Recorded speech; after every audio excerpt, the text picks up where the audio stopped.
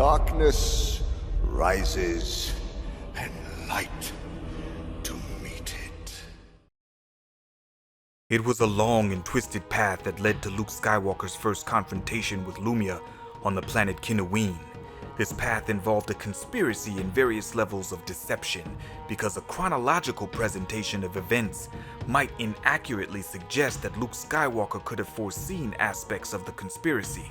This entry begins not at the start of the path, but with the Rebel Alliance's earliest awareness of Lumiya.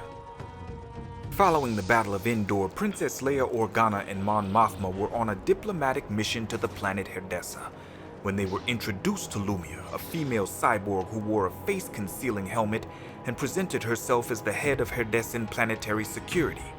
Leia soon discovered that Lumiya was allied with renegade Imperials who were in partnership with Herdessan slavers. According to Leia, Lumiya displayed no force powers and had blaster weapons concealed in her cybernetic hands. Leia shot Lumiya, but Lumiya survived and managed to escape. Luke Skywalker pursued the deadly fugitive to Kinoween.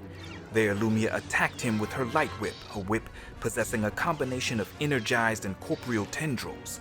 Unprepared for the attack, Luke was defeated and captured, but escaped with the assistance of his friend Cairo. Luke hastily constructed a red Shoto blade, a blade with a relatively short beam, which he wielded simultaneously with his own lightsaber to subdue Lumiya. During that duel, Luke shattered Lumiya's helmet to reveal a familiar face, Shira Bree. Luke had met Shira Bree when she joined the Rebel Alliance after the Battle of Yavin.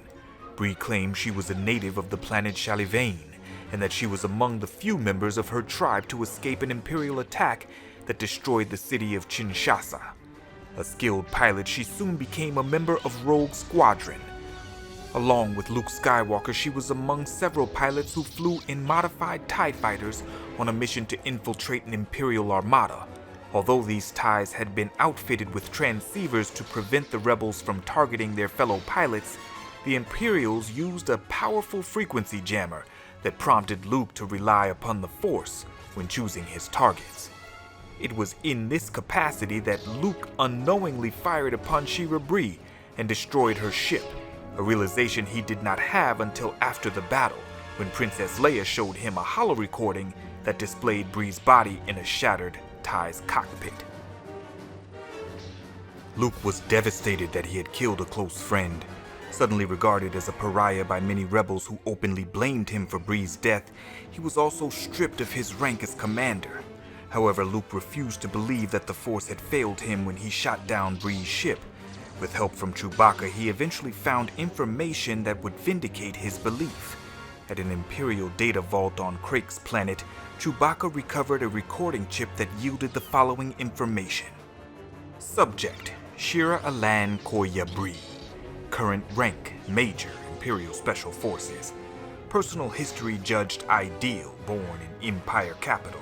Raised in Palace of Emperor Palpatine as part of experiment in adolescent indoctrination. Experiment totally successful.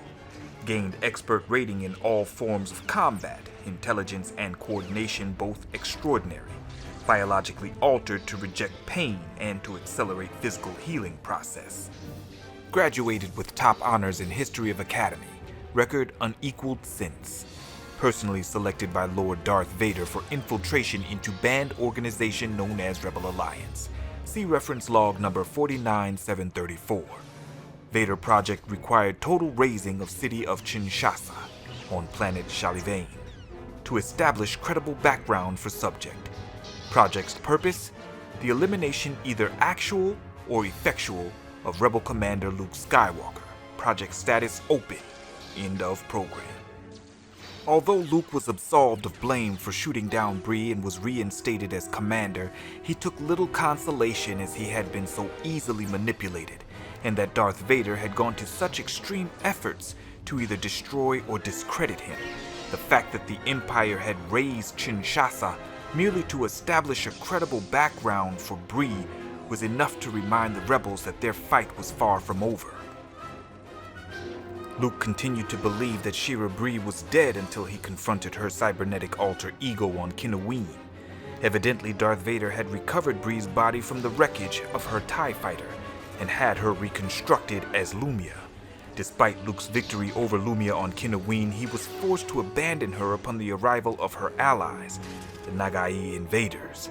Later that same year, Lumiya sided with the Nagai enemies, the Toffs, and nearly shot Princess Leia on Saizhou before she herself was shot by one of her former Nagai agents. Once again, Lumiya survived and escaped.